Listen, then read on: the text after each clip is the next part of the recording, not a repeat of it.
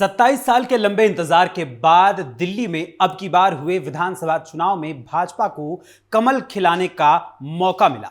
तो वहीं साल 2013 में पहली बार दिल्ली का चुनाव लड़कर कांग्रेस के साथ सरकार बनाकर सत्ता का स्वाद चखने वाली आम आदमी पार्टी पिछले 10 सालों तक लगातार सरकार में रही, कई उपलब्धियां हासिल की, जैसे अपने तिहाड़ जेल की सैर करने की उपलब्धि, शराब नीति घोटाले में पैसा कमाना और फिर केजरीवाल का पूरी की पूरी पार्टी को ले डूबना, लोगों से लगातार झूठ बोलना, यमुना सफाई के झूठे वादे करना और फिर दिल्ली विधानसभा चुनाव को यानी कि इस बार जो हुआ चुनाव, उस चुनाव में पूरी तरीके से दिल्ली विधानसभा की सत्ता से साफ हो जाना।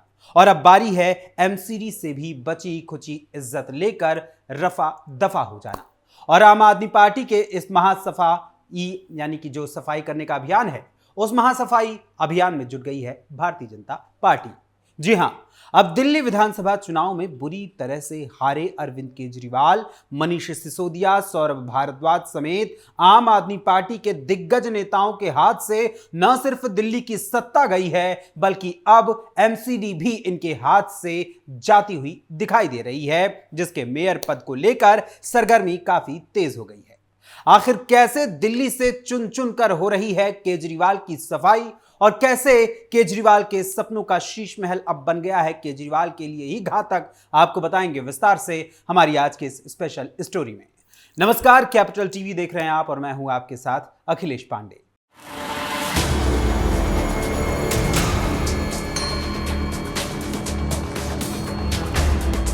दिल्ली में 5 फरवरी को हुए विधानसभा चुनाव के बाद जहां अपनी हार का अंदेशा पहले से ही लगने के चलते आम आदमी पार्टी के तमाम नेताओं, चाहे इनमें अरविंद केजरीवाल हों, संजय सिंह हों, आतिशी मारलेना हों, सौरभ भारद्वाज हों या फिर पार्टी का कोई भी शीर्ष नेता हो, सभी ने जब दिल्ली की सत्ता अपने हाथ से जाती देखी तो अगले ही दिन पहले अपने विधायकों को खरीदे जाने का आरोप लगाते हुए ट्वीट्स किए, तो वहीं इसके बाद प्रेस कॉन्फ्रेंस करके भी भाजपा पर आरोप लगाया कि वो आम आदमी पार्टी के लगभग 16 विधायकों को 15-15 करोड़ रुपए देने के साथ साथ मंत्री पद देने का ऑफर देकर खरीदना चाहती है और इसीलिए उनके पास फोन कॉल्स भी आ रहे हैं। हालांकि यहां इस दौरान उन्होंने ट्वीट्स में कभी भी बीजेपी का नाम तो नहीं लिया, लेकिन बीजेपी पर सीधे तौर पर वार न करके उन्होंने कहा कि वो गाली गलौज वाली पार्टी है। वहीं जहां एग्जिट पोल्स को देखकर आम आदमी पार्टी ने भाजपा पर उसे फंसाने के लिए ये चाल चली, मगर अपनी ही चाल के माया जाल में वो खुद बुरी तरह फंस गई, जिसके चलते अरविंद केजरीवाल चक्रव्यूह रचते हुए जो नजर आए थे, उसी चक्रव्यूह ने आतिशी मारलेना, संजय सिंह और सौरभ भारद्वाज समेत कई नेताओं को इसमें फंसाने का कुचक्र रच दिया। तो एंटी करप्शन ब्यूरो यानी एसीबी ने अपना शिकंजा कसना भी शुरू कर दिया और साथ ही इस मामले में दिल्ली पुलिस भी फुल एक्शन मोड में तैयार हो गई काम करने के लिए। वहीं दिल्ली विधानसभा से हाथ धोने वाली आम आदमी पार्टी अब लगता है कि एमसीडी से भी जल्द ही रफा दफा होने वाली है। जी हां, शीश महल बनाकर पूरी जिंदगी उसमें रहकर राजा बनने का सपना देखने वाले अरविंद केजरीवाल से अब एमसीडी भी छिनने वाली है। दिल्ली विधानसभा के बाद एमसीडी की बारी। देश की राजधानी में विधानसभा चुनाव संपन्न होने के बाद अब एमसीडी के मेयर पद को लेकर सरगर्मी काफी बढ़ गई है। अरविंद केजरीवाल की अगुवाई वाली आम आदमी पार्टी के 3 पार्षदों ने पाला बदल लिया है और पाला बदलकर बीजेपी के खेमे में शामिल हो गए हैं। ऐसे में दिल्ली नगर निगम यानी एमसीडी का समीकरण बदल गया है। एमसीडी में पार्षदों की कुल संख्या 250 है। साल 2022 में हुए चुनावों में आम आदमी पार्टी के 134 पार्षद सदन पहुंचे थे, जबकि बीजेपी के 104 काउंसलर थे। बाद के महीनों की बात करें तो बाद के महीनों में पार्षद इधर से उधर हुए। इसके बाद बीजेपी के पार्षदों की संख्या 120 तक पहुंच गई और अब आम आदमी पार्टी के पास 124 सदस्य थे। अब आम आदमी पार्टी यानी आप के 3 और पार्षदों ने पाला बदल दिया है और इस पाले के बदलते ही हलचल तेज हो गई है। दिल्ली बीजेपी अध्यक्ष वीरेंद्र सचदेवा की मौजूदगी में आम आदमी पार्टी के 3 पार्षद शनिवार को भाजपा में शामिल हुए। बदले हालात में देश की राजधानी में अब ट्रिपल इंजन की सरकार बनने की संभावना बढ़ गई है। यानी जहां पर डबल इंजन की चर्चा होती थी, वहां अब दिल्ली में ट्रिपल इंजन काम करेगा। केंद्र में पहले से ही बीजेपी की अगुवाई वाली सरकार है। इसके बाद अब दिल्ली विधानसभा चुनाव में भी भाजपा ने 48 सीटें जीतकर अपना झंडा गाड़ दिया है और सरकार बनने वाली है और जल्द ही मुख्यमंत्री के नाम का ऐलान भी होगा। और इस तरह दिल्ली में डबल इंजन वाली बीजेपी की सरकार बनने का रास्ता एकदम क्लियर हो चुका है। वहीं विधानसभा चुनाव में जीत के बाद से ही बीजेपी की नजर एमसीडी के मेयर पद पर टिकी हुई है। दिल्ली नगर निगम के मेयर पद के लिए अप्रैल में चुनाव होने वाले हैं और फिलहाल ये पद आम आदमी पार्टी के पास है। और ऐसे में बीजेपी पूरी जद्दोजहद में लगी है कि हर हाल में ये तीसरा इंजन भी अपने ही पास आ जाए। क्या है एमसीडी का गणित? दिल्ली नगर निगम में आम आदमी पार्टी के 3 पार्षदों के पाला बदल लेने से सदन में समीकरण पूरी तरीके से परिवर्तित हो गया है। बीजेपी के पास 120 पार्षद चूंकि पहले से थे, 3 पार्षद और जुड़ गए। दूसरी तरफ आम आदमी पार्टी के पास 124 पार्षद थे, जिनमें से 3 अब बीजेपी में शामिल हो चुके हैं। इस तरह से आम आदमी पार्टी के पास अब मात्र 121 पार्षद ही बचे हैं। इसमें एक और पेच है। हाल में संपन्न हुए विधानसभा चुनाव में बीजेपी के 8 पार्षद विधायक चुन लिए गए हैं। आम आदमी पार्टी के 3 पार्षद भी विधायकी का चुनाव जीते हैं। वहीं एमसीडी के 14 मनोनीत सदस्यों में से अब 10 बीजेपी और 4 आम आदमी पार्टी के होंगे। यानी बीजेपी का पलड़ा भारी हो रहा है।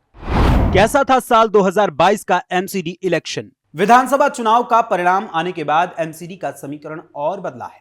मीडिया रिपोर्ट्स की माने तो मीडिया रिपोर्ट्स में भाजपा के सीनियर लीडर के हवाले से यह बताया जा रहा है कि अब कुल 14 मनोनीत सदस्यों में से 10 बीजेपी के होंगे और आम आदमी पार्टी के 4 ही सदस्य होंगे। दिल्ली नगर निगम के 2022 के चुनावों में आम आदमी पार्टी ने 134 वार्ड में जीत हासिल की थी। भाजपा के 104 पार्षद जीतकर सदन पहुंचे थे। वहीं कांग्रेस ने 9 और निर्दलीय उम्मीदवारों ने 3 वार्ड में अपनी जीत का परचम लहराया था। फिलहाल आपको बता दें कि आम आदमी पार्टी के जो पार्षद बीजेपी में शामिल हुए हैं, उनमें एंड्रयूजगंज से पार्षद अनीता बसोया, आरके पुरम से पार्षद धर्मवीर और चपराना वार्ड से 152 नंबर से पार्षद निखिल बीजेपी में शामिल हो चुके हैं। वहीं एमसीडी के साथ साथ उस शीश महल की भी अब बात कर लेते हैं, जिसे दिल्ली वालों के खून पसीने की कमाई से केजरीवाल ने अपनी धोखाधड़ी का सबूत देते हुए अपने ऐशो आराम के लिए बनवाया था, क्योंकि केजरीवाल के सपनों का यही शीश महल अब उनकी मुसीबत बढ़ाने वाला है। जी हां, दिल्ली विधानसभा चुनाव में आम आदमी पार्टी की पराजय के बाद अब पूर्व मुख्यमंत्री अरविंद केजरीवाल की मुसीबत बढ़ने वाली है।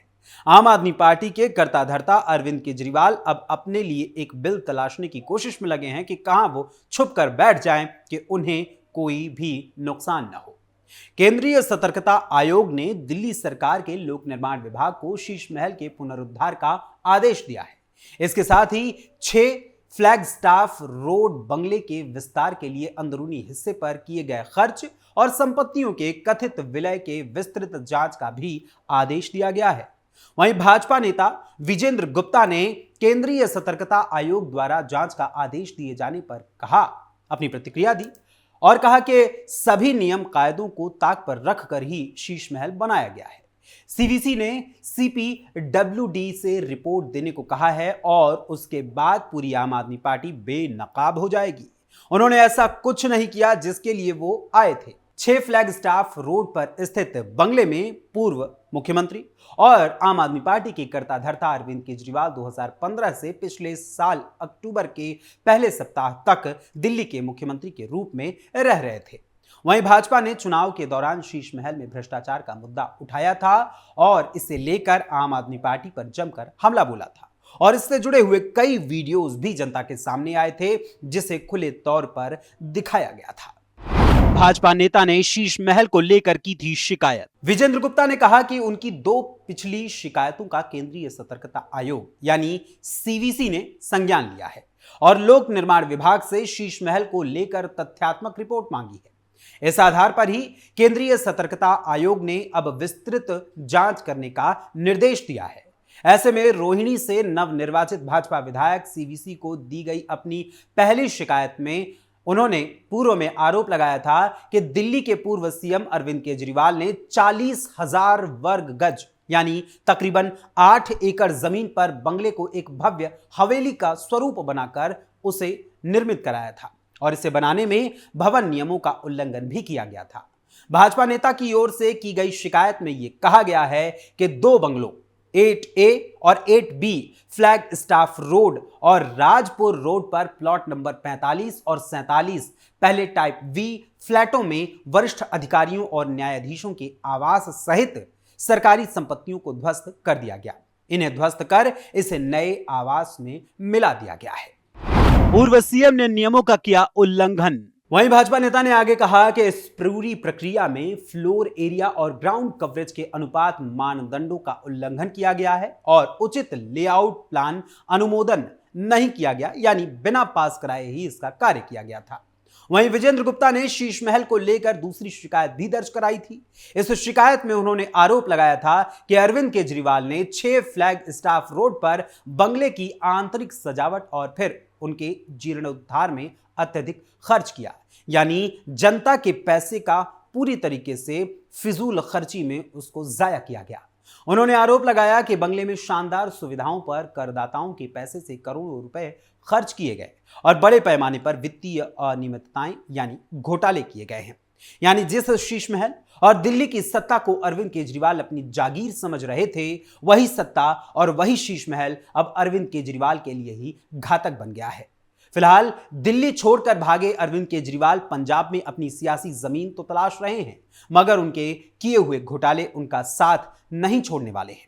दिल्ली के विधानसभा चुनाव से हुई हार के बाद अब एमसीडी भी उनके हाथ से जाती हुई दिखाई दे रही है। ऐसे में दिल्ली के बाद केजरीवाल के हाथ से एमसीडी निकलने के मामले पर आपका क्या विचार है? आपको क्या लगता है इस एमसीडी को अब पूरी तरीके से भाजपा आम आदमी पार्टी से छीनने में कामयाब होगी अथवा नहीं? इस मामले में अपने राय हमें अपने कमेंट्स के माध्यम से जरूर बताइएगा। फिलहाल अभी के लिए इस स्टोरी में बस इतना ही। फिर मुलाकात होगी किसी और खबर, किसी और मुद्दे, किसी और विषय के साथ। तब तक के लिए मुझे अनुमति दीजिए। धन्यवाद, नमस्कार।